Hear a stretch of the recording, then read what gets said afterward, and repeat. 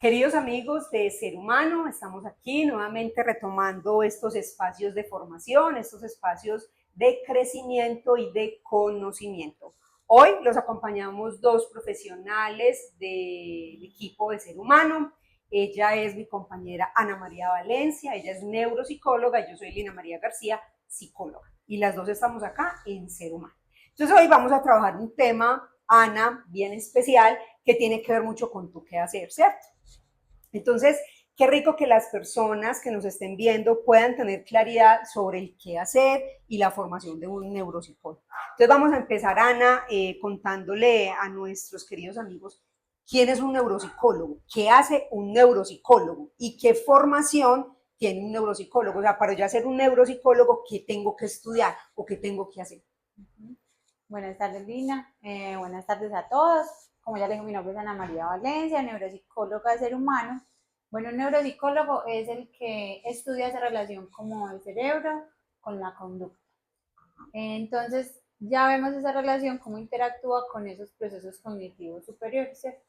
Atención, memoria, lenguaje, funciones ejecutivas, nupcias, praxias, emoción y conducta, ¿cierto? Como esas repercusiones conductuales o emocionales que pueden tener esos trastornos de neuropsicología.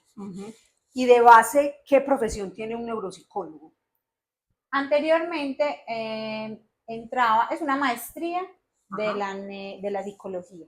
Entonces, anteriormente se ingresaban también otro tipo de profesionales. Habían, o pueden ver todavía, médicos que son neuropsicólogos o terapeutas del lenguaje, fonoaudiólogos, hasta docentes a veces ingresaban a la maestría.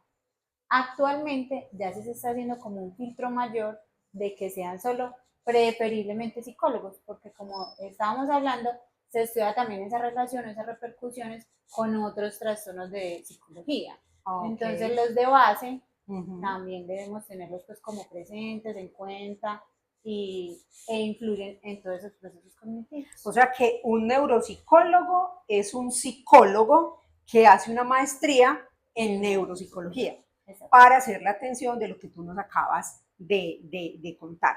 Otra pregunta bien interesante que nos hacen es, ¿cuándo es necesario consultar con un neuropsicólogo? Tanto en la etapa de la niñez, en la etapa de la juventud, en la adultez y en la adultez joven, Ana. O sea, ¿cómo puede identificar, por ejemplo, un padre o una madre que un niño requiere el acompañamiento de un neuropsicólogo?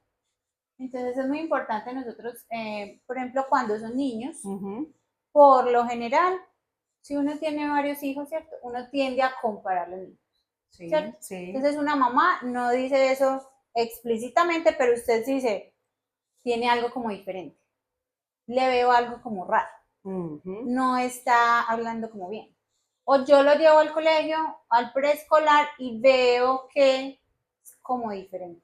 Esas señales o esa intuición de mamá es la que inicialmente prende como la ruta, ¿cierto? O sea, esa es como una alarma. Una de las Ver rutas. Alguna diferencia nos indica como algo puede pasar. Teniendo en cuenta que todos los niños se desarrollan de forma diferente, sí. Hay un tiempo, ¿cierto?, sí. de adquisición de procesos, pero no ignorar esas alarmas, ¿cierto? Porque muchas veces llegan ya adolescentes y dicen, yo desde pequeño sí le vi eso, pero no consultamos, entonces en la adolescencia vemos en psicología que ya es una depresión, claro. Una ansiedad, bueno, se acentúa de pronto esa dificultad. Y se agrava porque no estamos atendiendo el diagnóstico de base, sino como la rama. Otra que emprende alarmas también, profesora. Venga papá, venga mamá, el niño tal cosa, tal otra, ¿cierto? Entonces, cuando son niños que tenemos trastornos del neurodesarrollo, dificultades para concentrarse, dificultades para lograr lectoescritura, dificultades en aprender, o yo le enseño, el otro día va a hacer el examen y no sabe nada. En la casa me trabaja súper bien, pero ya en el colegio la hoja quedó en blanco. Sí. O es muy inquieto, se para, se tira por las escaleras, se ha quebrado la mano, tiene otra... Un montón de cicatrices. Tiene por todas las cicatrices. Sí. Se aporrió, le pega a los amiguitos, es muy impulsivo, no se concentra, ¿cierto? Como muy reactivo. O ya secuelas de enfermedades que nos remiten a otros profesionales, ¿cierto? Epilepsia, Ajá. otras enfermedades pues como ya infantiles, trastornos del lenguaje. Entonces muchas veces hay asociado un trastorno del lenguaje, que es el que identifican primero y dicen, venga, no, pues de base tienes una discapacidad, por ejemplo, podría tener, lo vamos a remitir a neuropsicología. Okay. Eso es en la niñez. Muy bien. En la adolescencia, ¿cómo darnos cuenta que mi hijo adolescente yo lo necesito llevar donde un neuropsicólogo? Vemos los mismos síntomas del déficit de atención con otras características, ¿cierto? El déficit de atención no se quita nunca. Ese es un error de pronto que los papás tienden a creer, como él tenía eso pequeñito y ya no tiene eso. No, es que no es una enfermedad, entonces no se va a quitar. Otras características del déficit de atención es lo más común. Igual, entonces ya no es un niño que se mueve, que trepa, que habla, que interrumpe tanto, pero no trabaja nada, no hace nada, no se motiva por nada. Igual también con los compañeritos, pues, sí. Habla, se para, molesta, es impulsivo, empujó no sé a quién por no sé dónde, ¿cierto? Y empiezan a verse mucho esos trastornos del estado de ánimo en el adolescente.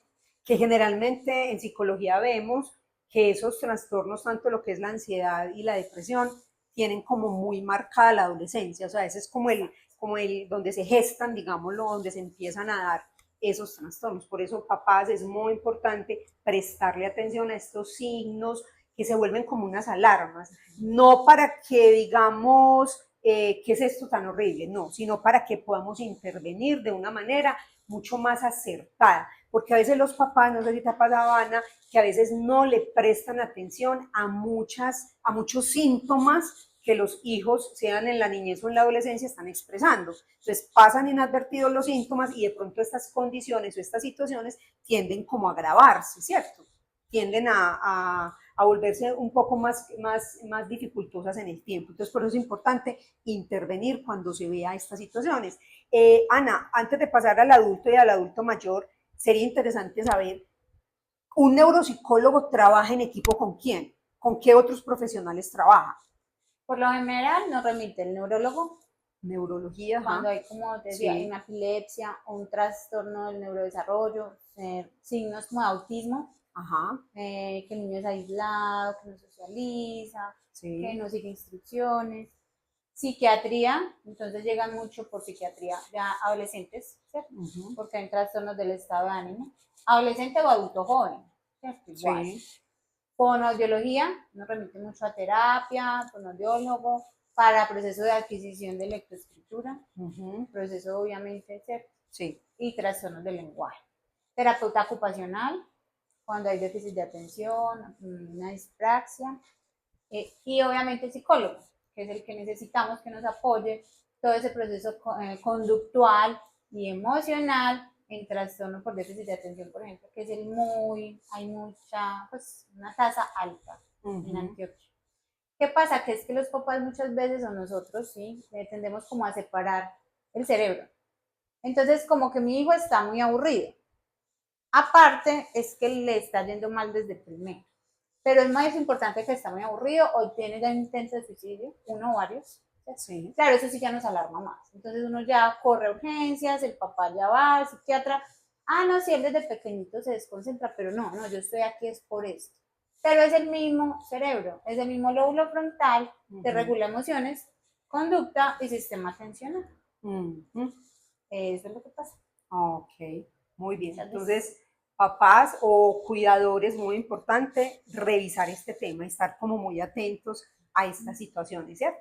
Bueno, Ana, y un adulto, digamos nosotros ya, los que estamos en los 30, 40, 50, y ya las personas obviamente más adultas que ya van en la adultez mayor, ¿cuándo necesitan ir al neuropsicólogo? ¿Cuándo yo veo la necesidad de ir al neuropsicólogo? Entonces, muy importante, hay dos, ¿cierto? La primera, cuando yo digo, bueno, desde pequeño, yo sí como que soy desconcentrado, como que he tenido mala memoria. En nuestra generación no se tendía ni a diagnosticar, ni a remitir, ni a tratar, por lo general, a no ser que por algo grave. Que ya uno llegara al psiquiatra, la persona hospitalizada, y eso que era titulada pues como loco, ¿cierto? Sí. Todavía se escucha esa palabra. Entonces digo, no, yo estoy viendo esto, que yo toda la vida he sido así, voy a consultar a ver qué puedo hacer, pues porque ya los recursos son supremamente amplios. O yo ya adquirí unas funciones, mi papá ya adquirió unas funciones y estoy viendo que están disminuyendo. Alarma. Yo estoy autoevaluándome y estoy viendo que en el trabajo me está bajando el desempeño, que ya no me estoy rindiendo bien, que se me están olvidando las cosas, que voy a decir como se llama eso y me quedo con la... Lo tengo en la punta de la lengua, Sí. pero no me sale. Exacto, que ya se me embolata todo. Ah, es que yo siempre he sido así. Puede ser que tenga un déficit de atención de base. O no, es que es ahora, hace 6 meses, o después de pandemia. Ya están llegando muchos los de después de pandemia. ¿Por qué? Porque después de pandemia, como todos estuvimos, ¿cierto?, en la casa, Confinados. yo ya me empecé a dar cuenta que a mi esposo se le estaban olvidando las cosas. Y mire que es un deterioro de hace 5 años, la pandemia pasó hace 5 años. Ajá. ¿Cierto? Así es. Como que desde eso yo empecé a notar. Claro, porque antes usted entra, sale, el esposo entra, sale y... Pero Sí. ya, si nos damos cuenta, ¿cierto? Como que... Entonces esa es la señal. Yo me estoy autohablando y estoy dándome cuenta que se me están olvidando. O sea que la capacidad de atención, la capacidad de pronto de memoria, yo veo que me está disminuyendo. O sea, siento como que algo me está pasando ahí. E importantísimo en los adultos mayores, la marcha. ¿Qué es lo que te decía? Tendemos a separarlo. No Ajá. es que está caminando como pegado. No tiene nada que ver con que se le están olvidando las cosas, es lo mismo. Es el mismo cerebro, ¿cierto? Sí. Metámonos como en la cabeza, que es que como hay un deterioro generalizado, es lo mismo. Entonces mi papá lo estoy viendo como que se va para los lados. Pierde el equilibrio, o sea, pierde equilibrio. Como que se le pegan los pies. Su marcha está pegadita. Se ha caído como 2 vecesitas, pero se ha porreado un poquito y ya. Pero no pasa nada. Supremamente alerta neurológica. Ajá. Supremamente importante. Porque probablemente tiene deterioro de memoria asociado, bueno, y otras funciones. Ajá. Que pues ya toca evaluar. Ana, y también el tema de, obviamente que de alguna manera creo que ahora se está viendo mucho más también, o también se está visibilizando más, es el tema del Alzheimer, que ya también es un tema como mucho más común, se habla mucho más y está más visibilizado. Entonces también el tema de cuando ese adulto mayor empieza a repetir demasiado las mismas cosas, ¿cierto? O también tiene olvidos. Esos también son síntomas de alarma, que es muy importante. Generalmente ahí llevan de pronto al internista o llevan al neurólogo, y ya el neurólogo o el internista es quien hace esas remisiones al neuropsicólogo para que el neuropsicólogo haga sus valoraciones. Con el Alzheimer hay algo muy importante porque hay unos marcadores preclínicos. Okay. ¿Y qué son marcadores preclínicos? Exacto. Entonces, desde la de nosotros, ¿cierto?, o gente todavía más joven. Todavía más joven. Ajá. Mucho más joven, puede empezar a notar que se le están olvidando las cosas. Usted va a buscarle antecedentes. Sí, mi abuelita tenía Alzheimer, o mi abuelito, o si tengo 2 tías, como que se les olvidan las cosas. Ojo que pueden empezar síntomas, pueden estar empezando. O, mucho antes de llegar a la adultez mayor. Que yo digo, no, es como el Alzheimer, es como de ya de los viejitos. No, hay síntomas preclínicos y usted entre más rápido se dé cuenta, más rápido se puede hacer una intervención, una estabilización, empezar medicamentos por neurología que estabilizan y dan obviamente una calidad de vida mucho mayor. Lo mismo del déficit de atención que hablamos, entre más rápido nos demos cuenta, más rápido intervenimos, se alarga como esa calidad de vida, que es supremamente importante. Se previene un montón de exacerbaciones después. Pero ya si lo vamos a ver en el adulto mayor, mi abuelito, ay, mijita, usted, ay, ¿cómo es que se llama? Eso no es normal. Tendemos a normalizar que los abuelitos no se acuerdan de nada. No es normal. Como que eso es parte de la adultez mayor, que se nos olviden las cosas, es parte del adulto mayor. Y no es así. Es que él ya no se acuerda de nada. Hola, abuelito, y ya. Lo dejamos ahí en la sillita, pues porque está aliviado. Y resulta que puede tener una demencia, ya pierde sus funciones. El marcador ahí de demencia es como la independencia. Cuando usted pierde independencia para alguna función, sea salir o mercar o administrar sus medicamentos o administrar su dinero, o organizar su casa, hacer el aseo, ¿cierto? Funciones como cocinar, de supervivencia, administrar dinero, salir, transportarse, ya estamos hablando de que hay una demencia. Pero antes de la demencia, por ejemplo, hay un trastorno leve, que es cuando yo identifico algo, evaluamos y efectivamente hay algo. Ok. O sea que hay que estar muy atentos digamos, en las diversas etapas que vamos viviendo, para poder Cambia. intervenir de una manera mucho más temprana y así evitar que la cosa se ponga como más compleja, ¿cierto? Y supremamente importante, Lina, en el adulto joven, es más, lo vemos desde la adolescencia. Cuando no intervenimos depresión y ansiedad, la depresión y la ansiedad causan demencia. ¿Por qué? Es supremamente importante.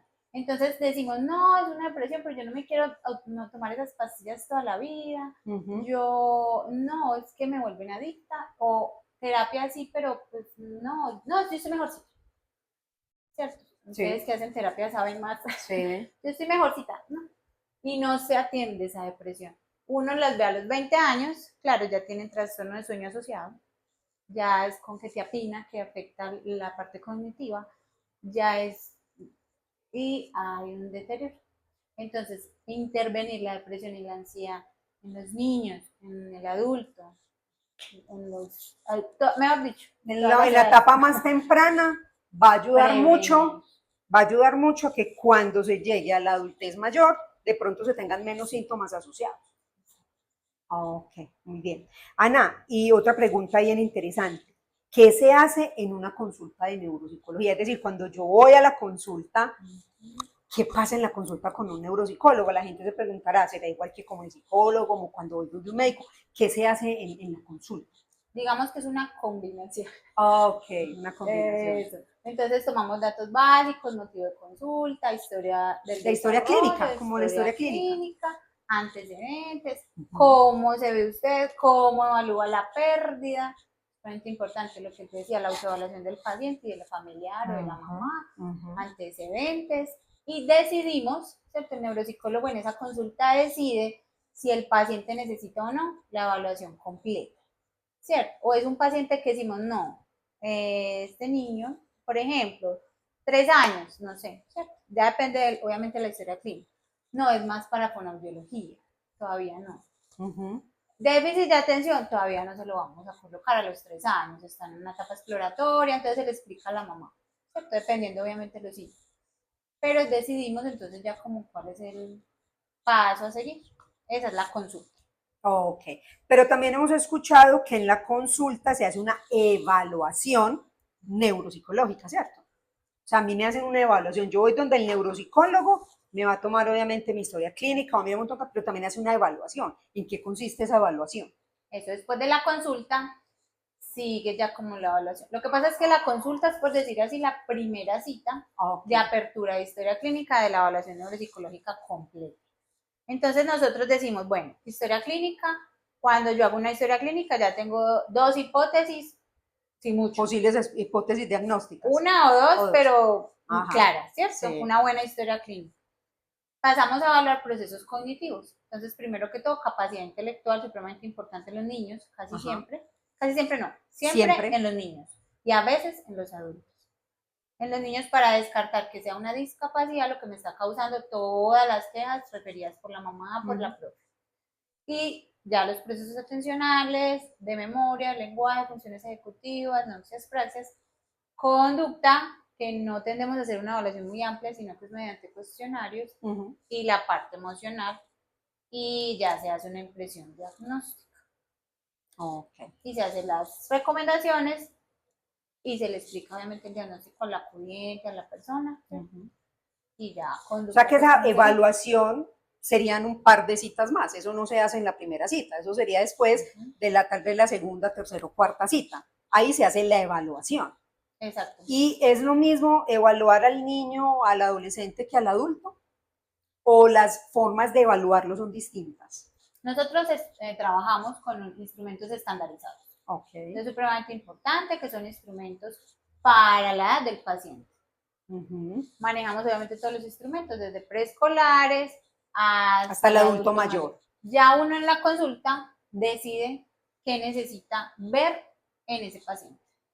Entonces es niño, necesito ver esto o es adulto, pero resulta que ya terminó bachiller, sin quejas escolares, o es profesional, no hay necesidad de mirar si tiene una discapacidad porque es un adulto independiente. O es que siempre como que repitió 4 años, no, hagámosle capacidad intelectual y miramos de pronto.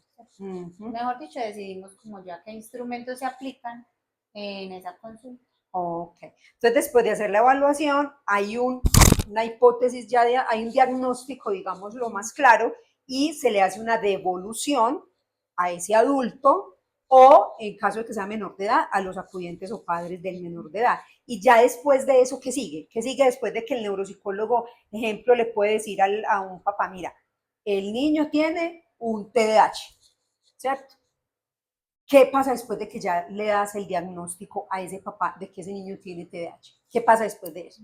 Se empieza un proceso de estimulación cognitiva, que es Ajá. en niños, o rehabilitación neuropsicológica en adultos. ¿Qué pasa? En el medio todo se llama rehabilitación, porque es complejo, por ejemplo, cuando se manejan EPS, es que no, vas para estimulación, no para no, se llama rehabilitación como en Ok. todos, pero en el niño se estimula la función que no se ha terminado de adquirir, Ajá. ¿cierto?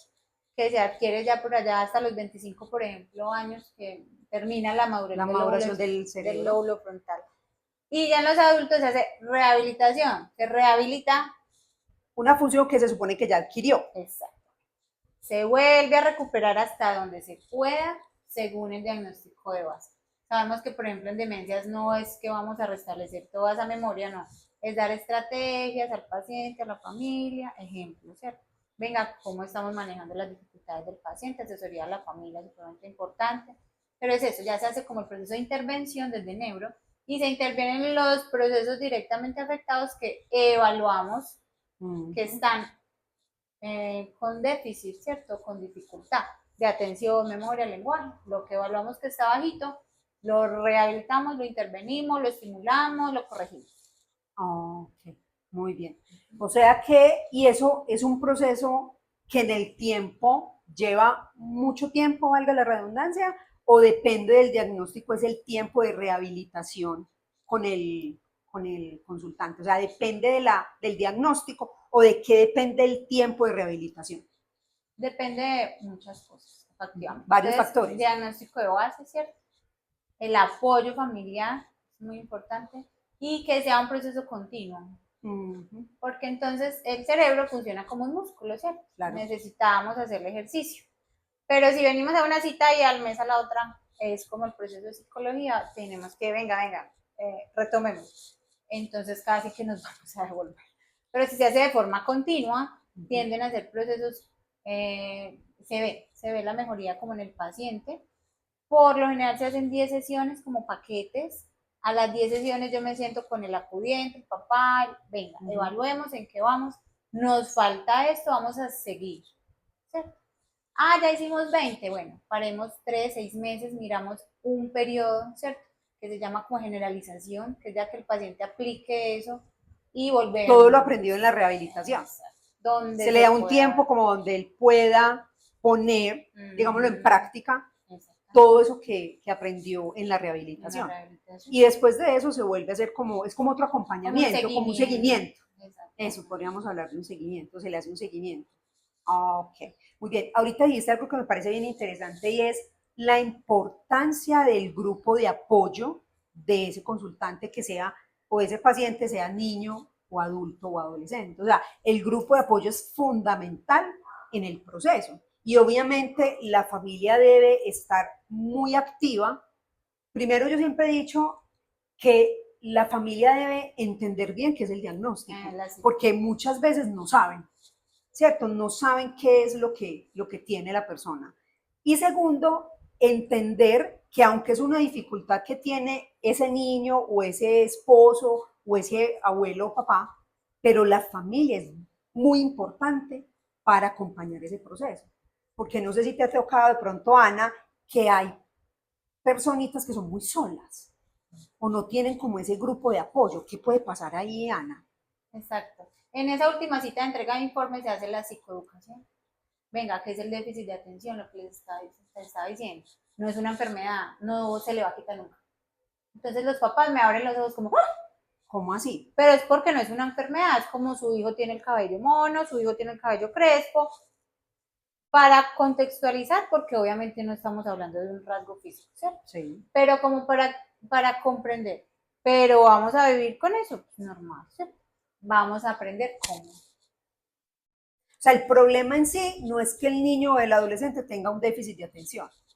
El tema es que aprenda a ser funcional con esa dificultad que lo ayude a estar y a de poderse desarrollar en los diferentes ámbitos de su vida. Eso, y la familia que entienda lo que estabas diciendo es supremamente importante. Entonces, por ejemplo, el déficit de atención, supremamente importante la dieta. ¿Quién controla que un niño no se coma 6 Oreo? La mamá, si no se los El empaca adulto en la cuidador. lonchera, él no se los va a comer. Total. Si usted no le empaca un juguito de caja y unas galletas dulces, sino una fruta con agua, ejemplo, él se va a comer eso. Si usted no le echa el billete de 10.000, sino que le empaca una lonchera saludable, y va a repercutir impresionante en la conducta sucedente. Por ejemplo, la familia, ¿cierto? O en el adulto lo mismo. Venga, papá, es que usted ya no puede salir tanto solo, venga, lo acompaño, venga, miremos si le sobraron pastillas. No, yo no sé si él se toma eso, como que sí, pero van a verle el cajón y tiene 30 pastillas de, no sé, de la presión, cosa que también influye, ¿cierto? Supremamente importante esa enfermedad. Claro. Y cuando están solitos, ¿qué buscamos también como en psicología? Buscar que otra red de apoyo, venga, metámonos a un grupo de gimnasia, la parte espiritual que es supremamente importante, que esté estable emocionalmente, no sé, otra amiga o familia, tías, primas, ¿cierto? Como mirar. Revisar en la red quién puede estar disponible para acompañar ese proceso. O también asistir ya a una casa de cuidado del adulto mayor, o muchas veces los hijos, venga, es que yo no tengo paciencia, sinceramente. Ah, bueno, miremos a ver en qué hogar lo podemos acomodar, que esté bien cuidado, que el adulto no vaya a estar con depresión porque está en un hogar, ¿cierto? Como todo ese tipo de asesorías. Es que él reclama todo el sueldo y lo mantiene aquí todo el día. Imagina, pues, el peligro. Sí. Que una persona vaya a una tienda y saque un fajo, porque eso hacen, reclaman toda la pensión y se la meten acá, entonces, claro, sacan todos los billetes. No es que se les caen, es que se la roban, ¿cierto? Eso, no, venga, ya no le dé todo eso, dele un billetico, pues porque es que es su dinero, es su pensión, pero ayúdele a administrar el resto. Total. Consigámosle una manillita de identificación, bueno, todas esas cosas como todas esas recomendaciones que son importantes. Ana, y habrá personas que dirán, bueno, yo creo que yo no tengo como una dificultad. O sea, a veces uno puede pensar que no tiene una dificultad, pero de pronto uno no la nota o uno no la ve, pero los que están alrededor de uno la pueden ver. Digamos que alguien puede ir, como en el caso, por ejemplo, de terapia, que a veces puede pasar, que aquí llega una mamá que quiere hablar sobre una situación de uno de sus hijos, entonces ella viene primero como a comentar lo que la angustia o lo que, en fin, que quiere como que se acompañe al hijo o a la persona pues que por la que ella venga a consulta. En neuropsicología puede pasar lo mismo, es decir, yo y mi hermana, por ejemplo, o mi hermano, yo veo que mi hermano tiene esta situación, pero nadie más lo ve, o todos lo vemos, pero él no lo ve. Entonces yo quiero venir a ver cómo ayudar a que mi hermano se pueda ser evaluado para revisar qué tiene. Eso también pasa en neuropsicología. Eso, para eso es la consulta. Miramos. Okay. Porque hay algo en neuropsicología que se llama la anosognosia. Ejemplo, pueden ahí pasar dos cosas, ¿cierto? O el adulto no me olvida nada, jamás. Pero usted le dice, ¿qué día es hoy? Ah, sí. Sí, hoy es sábado. ¿No? Sí. 25. Se inventa cualquier cosa, ¿cierto? Sí. Pueden no reconocer los síntomas, entonces por